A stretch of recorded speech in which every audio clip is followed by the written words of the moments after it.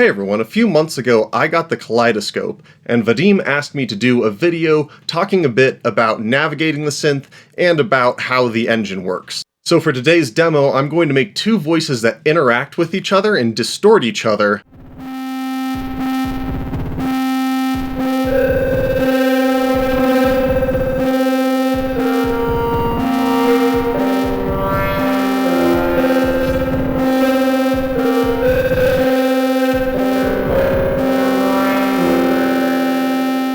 And then along the way, I'm going to talk about navigating Kaleidoscope and also talk about the architecture of the engine. This isn't going to be a comprehensive look by any means. It's just going to be a bit of an overview and a bit of a demo of some of the ways I've been using Kaleidoscope. But this is a very deep instrument, so I'm not going to be able to show you everything in one go.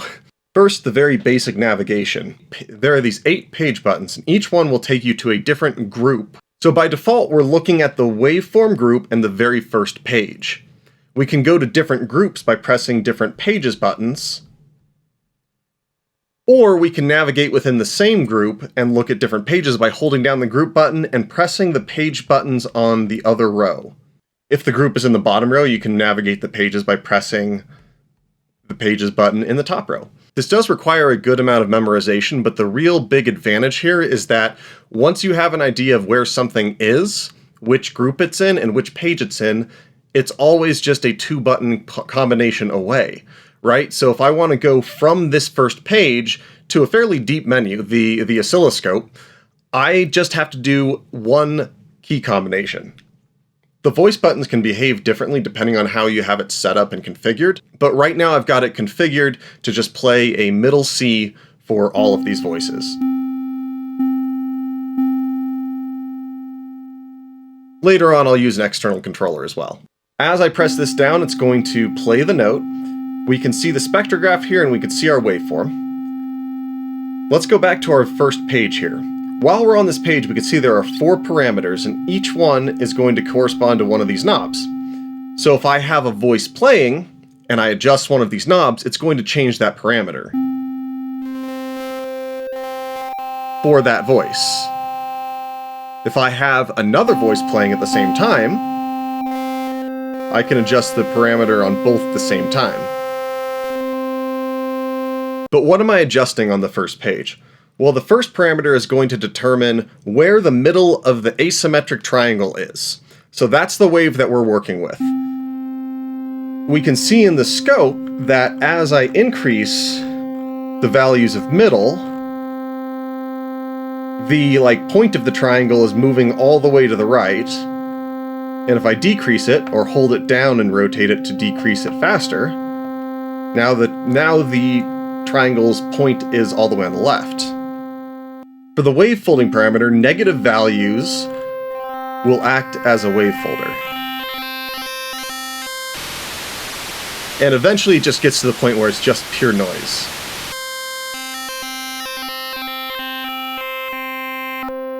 For positive values, going to function as a hard sync wave folder. And as you may be able to see here, these are not moving in a linear way. And once again, we can get to infinity. And that's just noise. I'm going to leave it there for a second because this next parameter is going to let us mix that noise in with some other sounds that we have here. So as we're generating that asymmetric triangle, we're also generating a square pulse and a sine wave. The mix parameter lets us determine what we're hearing. So in the middle, we're just hearing our triangle and we're just hearing that wave folder. If I decrease this to 0, we're only going to hear a sine wave at that same frequency. We could also mix it somewhere in between. At the high values, we're going to hear a square pulse and something in between here.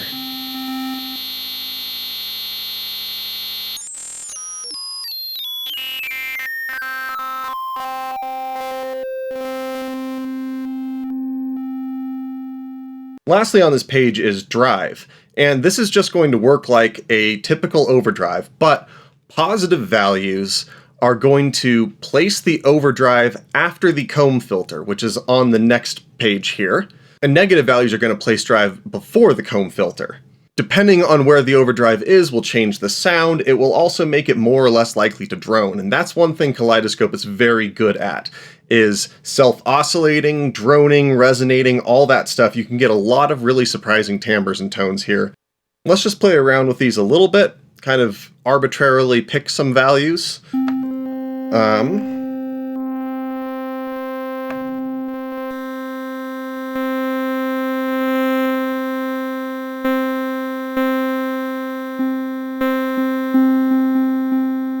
Let's have this one also fold.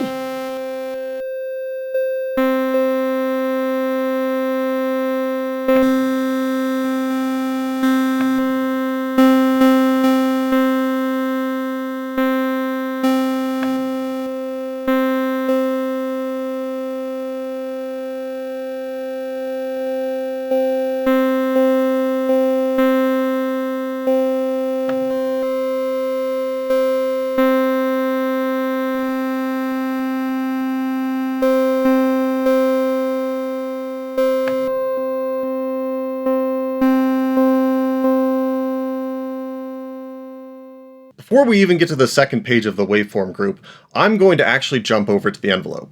That's going to be in the second group here. This is the volume envelope. There's an almost identical modulation one in this third group, but right now let's focus on the volume one. Shape is going to sharpen or soften the attack. So right now it's as sharp as it could get, basically. That's about as soft as it can get. If I adjust period, I can make it so that cycle takes longer or shorter, and that's always going to be synchronized to the tempo of this voice. So now voice 1 and voice 2 have different periods.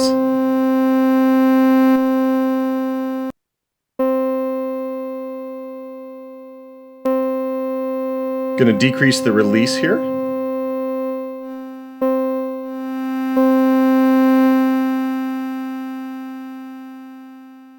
We're not going to talk about the sequencer very much, but very briefly, I just want to show you, and we will be using, the end of cycle. So what that means is that at the end of that triangle, does it repeat that same cycle?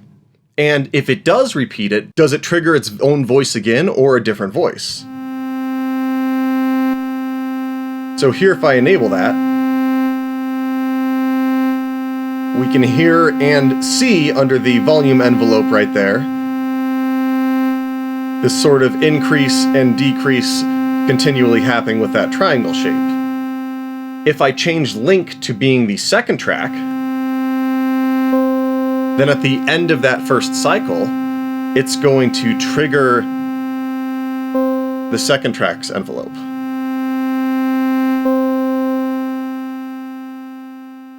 We won't be doing that for now, but we will enable end of cycle on the second voice as well. Before we get back to the waveform group, let's go and also assign, we can assign the volume envelope to 2 different modulation destinations. Let's just pick some of the ones on that very first page that we already saw.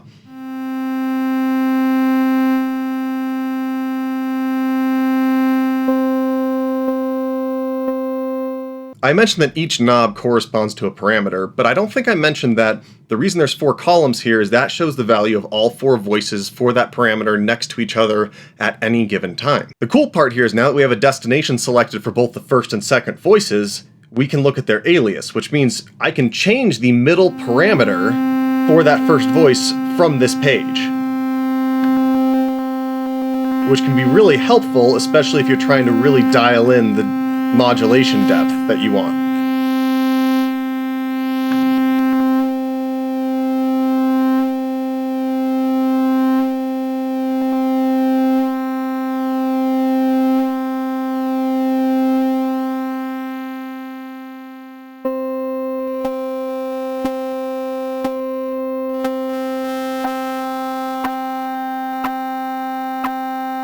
This is really sharp because of the shape of the envelope on this voice, so let's change that. Soften it a bit.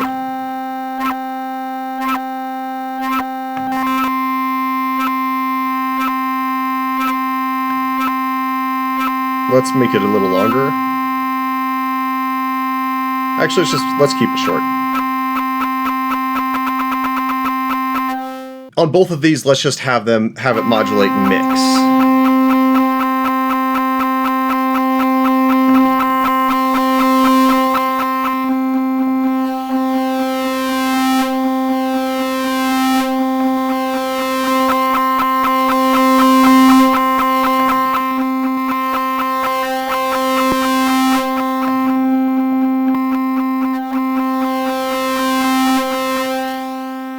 And so there's this kind of cool interaction that can happen where as you're changing the depth, you're also changing the original parameter. And while it's taking me a while to get used to, it's been very helpful in this context. Let's go back to that first group and go to the subtractive page. We have two filters here. We have a resonant filter that can behave either as a high-pass or a low-pass filter, and we have a comb filter that can act as a delay, kind of like a chorus, kind of like a reverb, or it can act sort of as a resonant filter on its own. Right off the bat, the filter values are notes rather than frequencies. And there's some interesting things that happen here.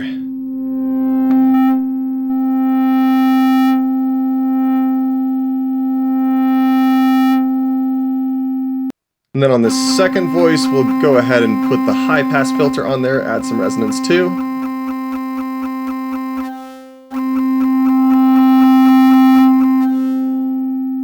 So if I send to that first voice a C, we're going to hear it very resonant. But if I send a different note, it's not going to be as resonant, especially if we crank up the resonance on this filter. So I'll send an A.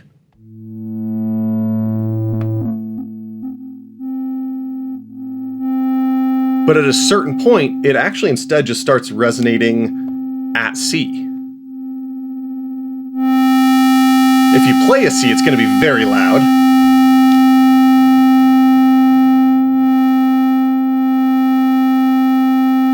But it's filtering out everything that isn't at that frequency.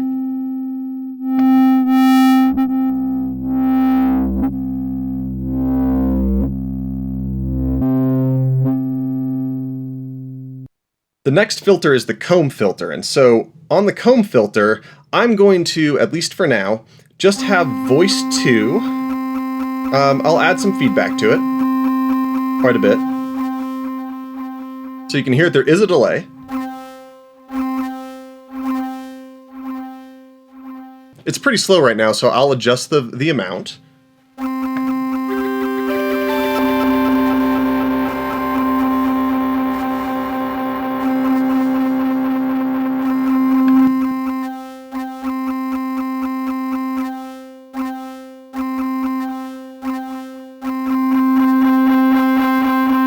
This can also start to self-oscillate. And the interesting thing is, after a certain point,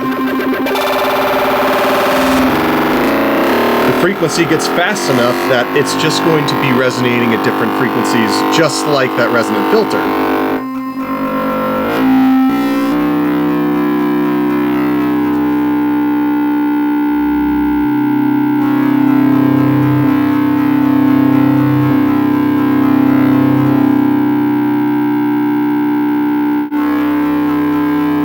And things have actually gotten a bit out of hand, so I'm going to decrease the drive amount, because I think that's the culprit that's causing some of this noise.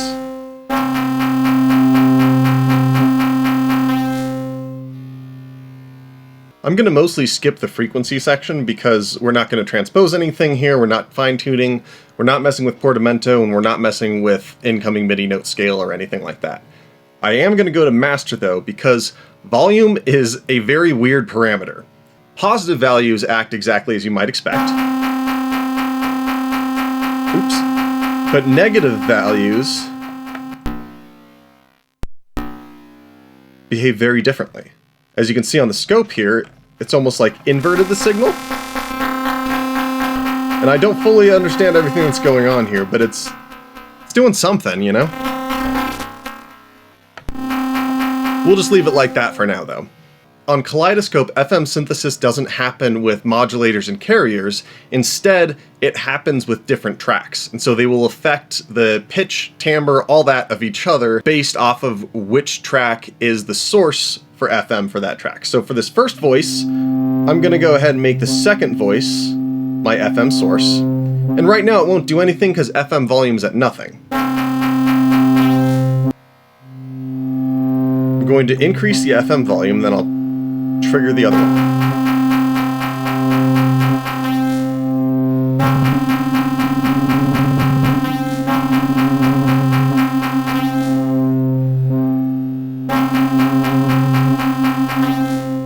Now let's make it so that the second voice is being modulated by the first one.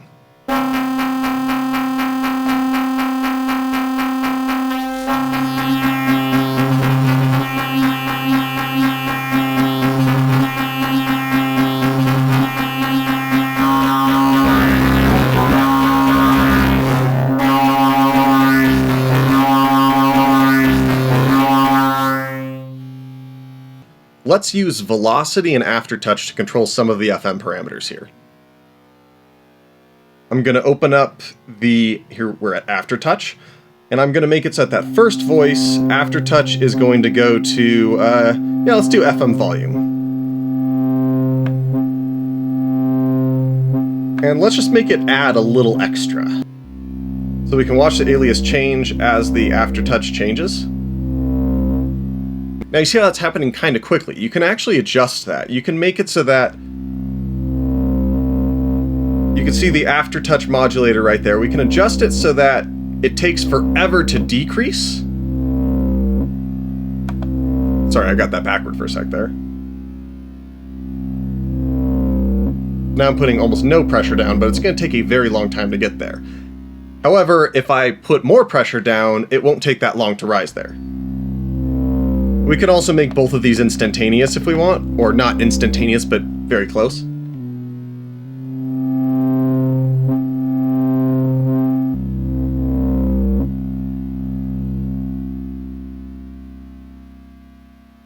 I'm actually going to make it do the opposite. I'll make it so that this first voice, more Aftertouch will make it fight against the FM.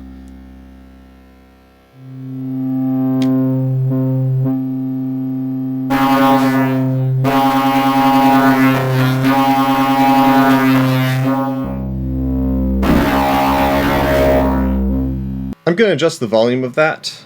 The second one is a bit loud.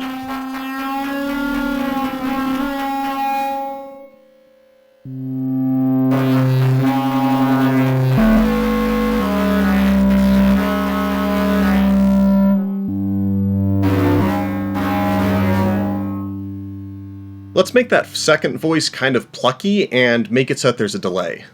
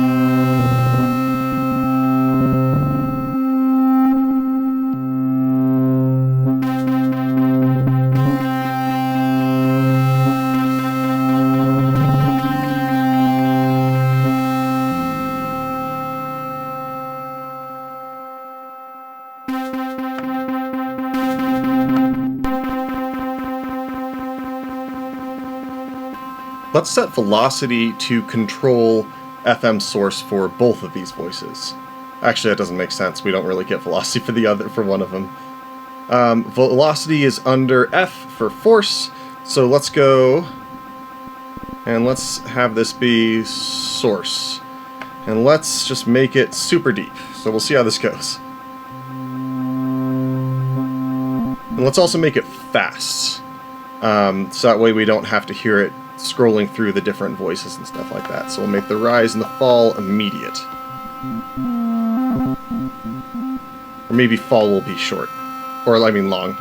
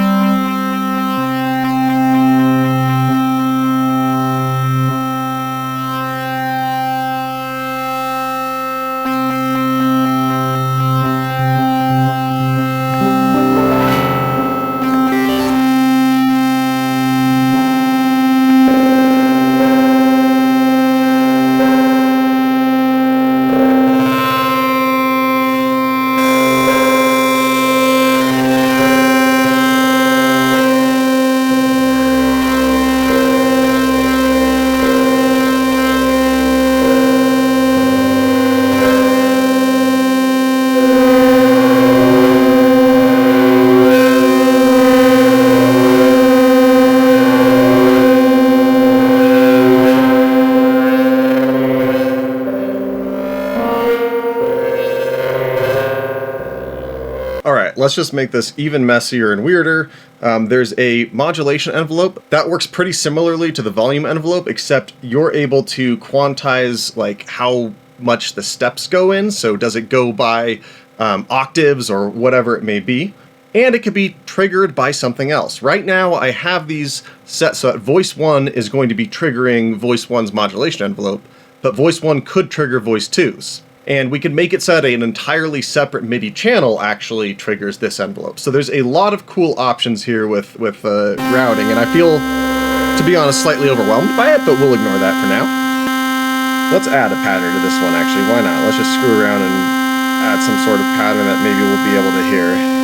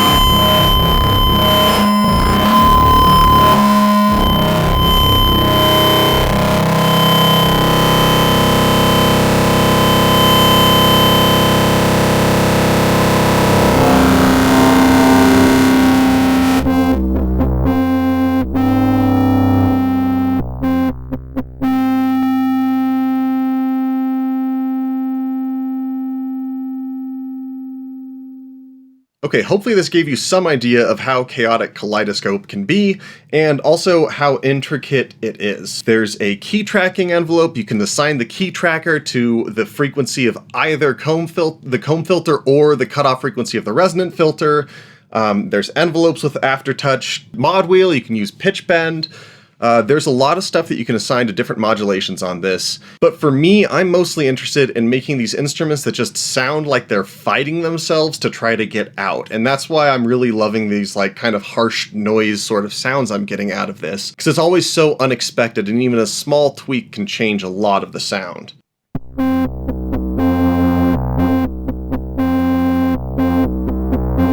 Like, this is what we ended up with. That's not at all what I began with or intended to end up with.